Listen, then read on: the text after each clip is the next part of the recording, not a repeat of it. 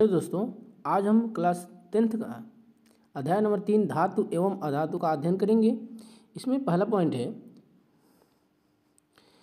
तत्वों को उनके गुणधर्मों के आधार पर धातु एवं अधातु में वर्गीकृत किया गया। धातु के कुछ उदाहरण हैं, आयरन है, एल्युमिनियम है, चांदी है, कॉपर है आदि। अधातुओं के कुछ उदाहरण हैं जैसे हाइड्रोजन है, नाइट्रोजन है, सल्फर है, ऑक्सीजन है, ये सभी हैं। ठीक है, आगे देख लेते हैं। भौतिक गुण इसका देखिए। भौतिक गुण में सबसे पहले धात्विक चमक। धातुओं में धातु की सतह चमकदार होती हैं, जबकि धातु की सतह क्या होती है, चमकदार होती है, जबकि अधातुएं चमकीली नहीं होती हैं।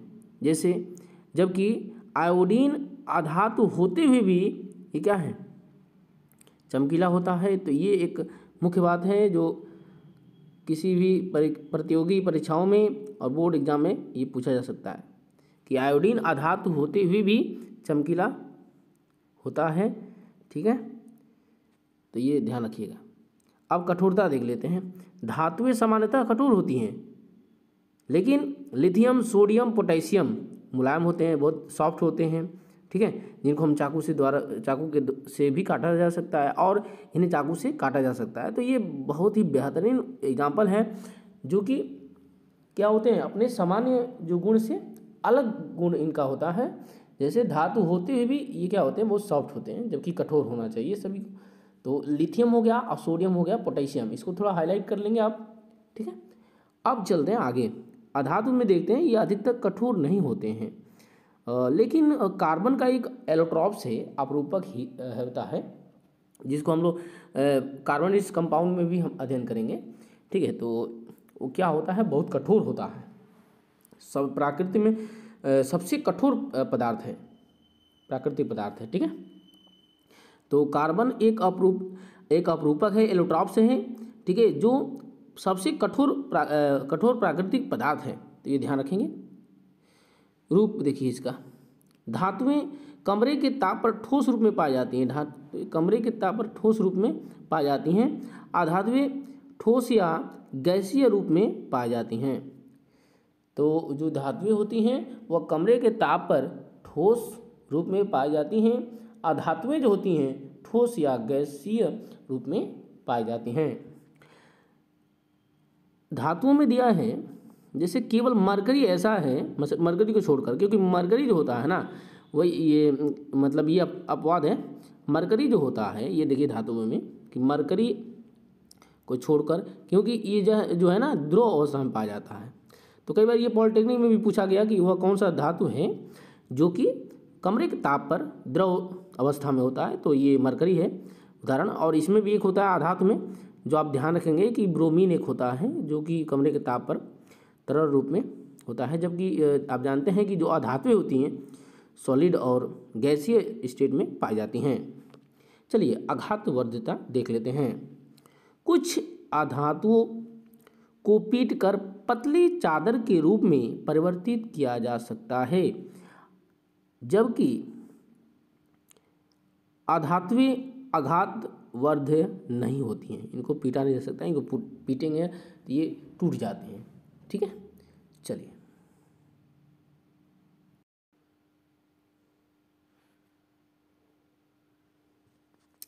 चलिए पांचवा गुण देख लेते हैं, तन्यता।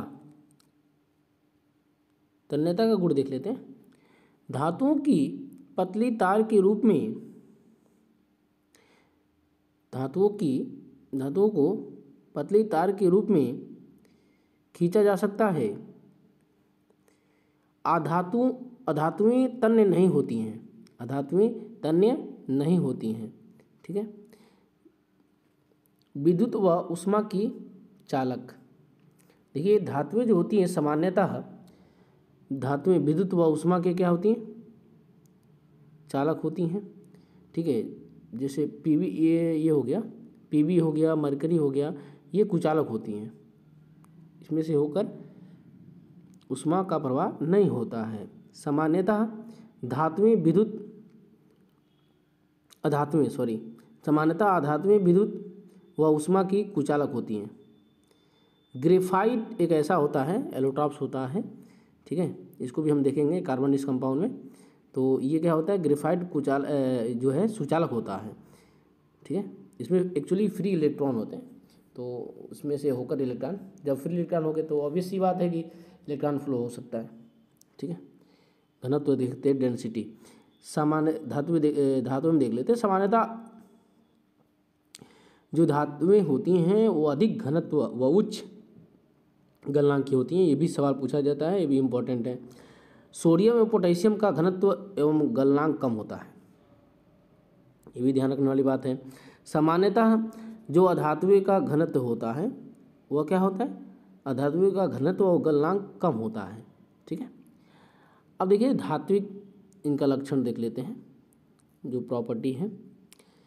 धातुएं कठोर सतह से टकराने पर आवाज़ पैदा करती हैं, इसीलिए तो हम लोग के स्कूलों में क्या करता है, स्कूलों में जो घंटी बजाई जाती है वो क्या होता है, धातुएं का ही बना होता है, ठीक है। अधातुएं ध्वनि नहीं होती हैं, ध्वनिक नहीं होती हैं, मतलब ध्वनि उत्पन्न नहीं करती हैं, ठीक है। ऑक्साइड देख लेते हैं। अधिकतर धातुएं क्षारीय ऑक्साइड बनाती हैं, जैसे MgO मैग्नीशियम ऑक्साइड जो कि एक क्षारीय है, ठीक है। और अधातुएं अम्लीय ऑक्साइड बनाती हैं, जैसे SO2। अब देख लेते हैं धातुओं के रासायनिक गुणधर्म। तो धातुओं के रासायनिक गुणधर्म देख लेते हैं। पहला, वायु के साथ अभिक्रिया करके, तो जब धातुएं जो होती हैं रासायनिक से अभिक्रिया करती, रासायनिक अभिक्रिया में जैसे ऑक्सीजन से क्रिया करेंगी तो धातु ऑक्साइड बनाएंगी। धातुएं ऑक्सीजन के साथ अभिक्रिया करके धातु ऑक्साइड बनाती हैं, तो धातु प्लस ऑक्सीजन गिव्स टू क्या होता है, धातु ऑक्साइड, ठीक है। अब इसमें कुछ उदाहरण दिया गया है, जैसे कॉपर को ले लीजिए, ऑक्सीजन को ले लीजिए, तो दोनों मिलकर क्या बनाएंगे, कॉपर ऑक्साइड बनाएंगे जो काला होता है। एल्युमिनियम ले लीजिए, ऑक्सीजन ले लीजिए, तो दोनों मिलकर क्या बनाएंगे, Al2O3 बनाएंगे, एल्युमिनियम ऑक्साइड बनाएंगे। मैग्नीशियम ऑक्सीजन मिलकर क्या मैग्नीशियम ऑक्साइड बनाएगा, ठीक है।